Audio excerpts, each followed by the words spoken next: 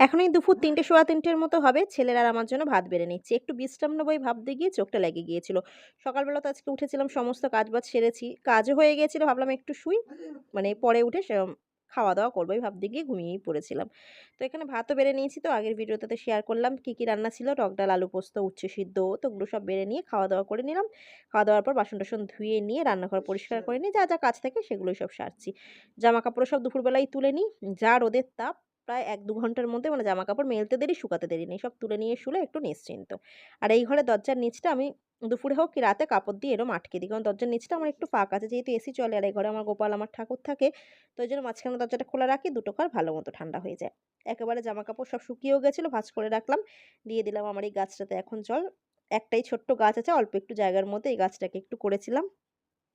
গরমের সময় তো প্রচুর জল টানে। বিছানাটাও করে নিচ্ছি। মা ছেলে এখন একটু বিশ্রাম নেব, আবার সন্ধ্যে থেকে সব শুরু হবে।